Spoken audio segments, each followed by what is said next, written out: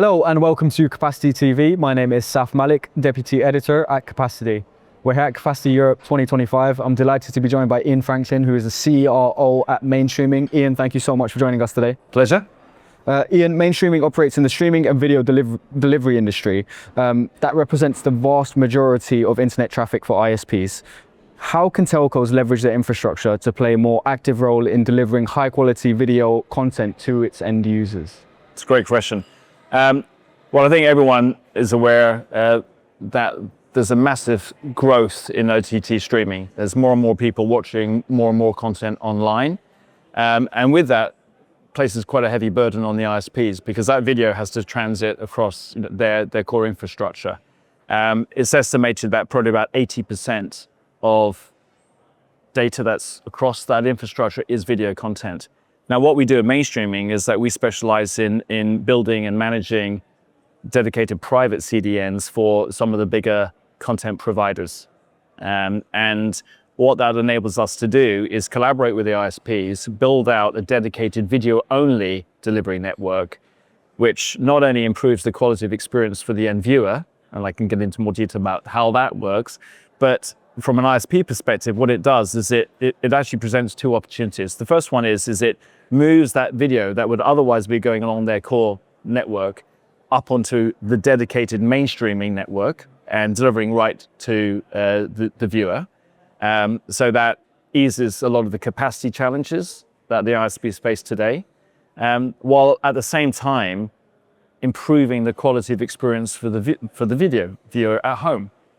So I think we've all had the experience whereby we're sat at home, we're watching, doesn't matter what the streaming service is, it could be a Netflix, it could be an Amazon, a Disney or otherwise. As soon as it goes into a buffering state, the first person you blame is the ISP, right?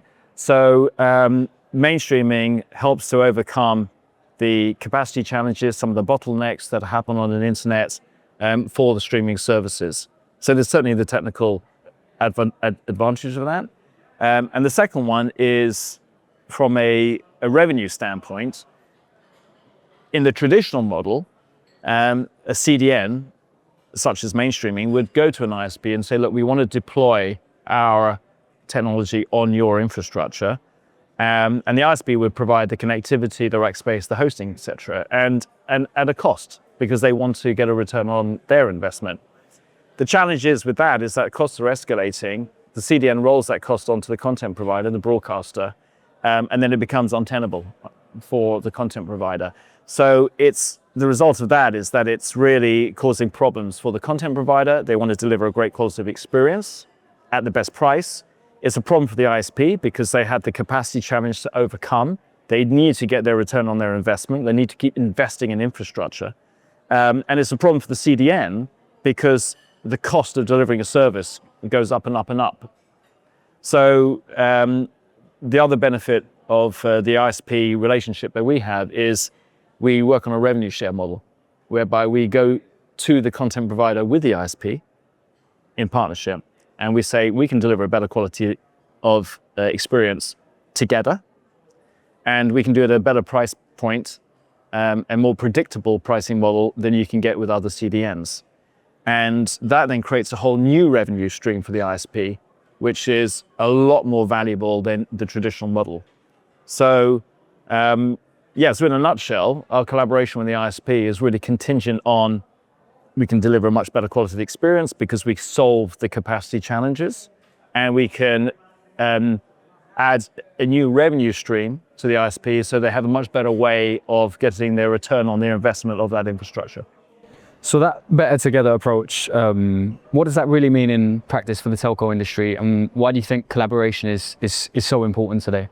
At the end of the day, both the ISPs and the content providers need to be delivering a great quality of experience to the viewer. So you have to put the viewer, first and foremost in any business model that you're designing and any solution that you're designing.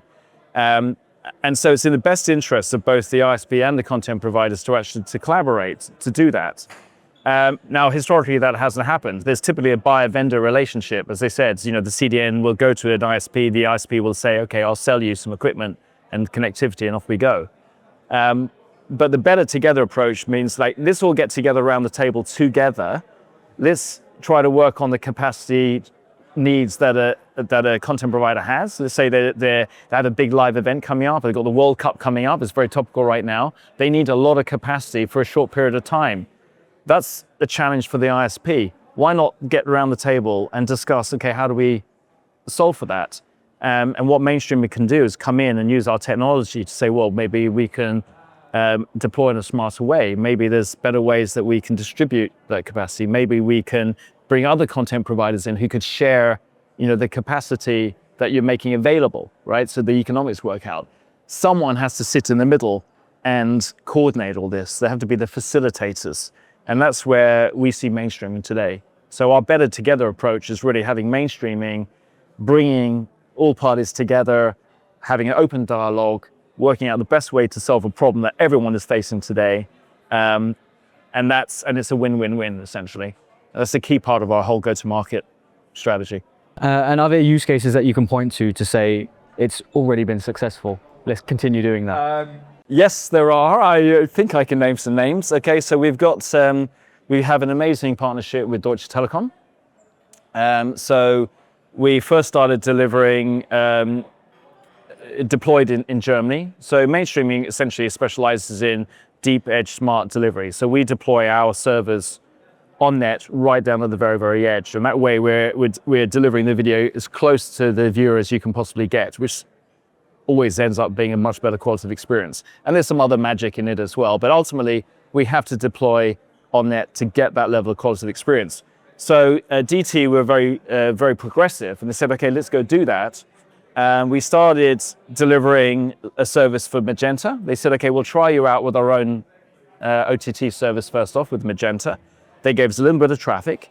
It started at 10% because they wanted to test it out first. We're now delivering 80% of the Magenta traffic because the QoE has been so good. And as a result of that experience, we're now working on much bigger projects with Deutsche Telekom, serving other content providers, both domestic and global providers in the German market. It's much better for the content providers because, as I said, working in collaboration with Deutsche Telekom, they're getting full control and full visibility of the delivery video into the household. It opens up a great revenue stream for Deutsche Telekom because all the contracts go through DT, they don't come through us. We're very happy because we obviously get a portion of that revenue and it makes us very competitive in the marketplace. So it's worked out, I would say Deutsche Telekom has been the sort of blueprint of the model. It's worked out very well. And we've replicated that here in the UK with British Telecom. So we've just signed a partnership with them only a few weeks ago. And that's already bearing great fruit here as well. I can't name any names and I can't really go into the details about what that means, but it's really put us in a very good position here in the UK.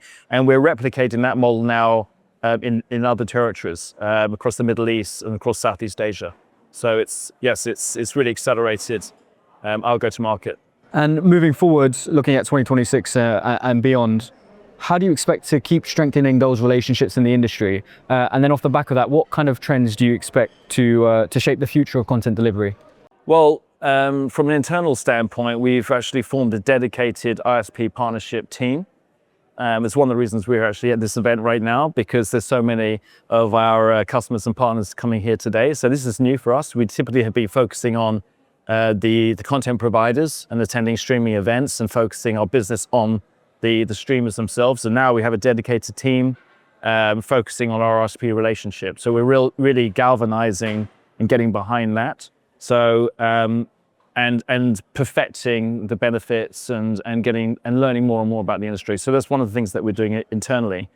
And I think the main thing here is thought leadership and awareness. ISPs typically haven't been approached with this kind of a model.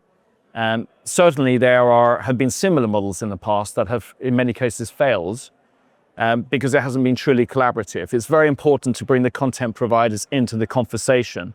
And I think, one of the things that we will be doing and doubling down on is involving the content providers, the streamers in the dialogue. So there's more work to be done, for sure, but we're definitely investing heavily in that within MainStreaming, building out dedicated teams and focusing on the drive into the ISP market.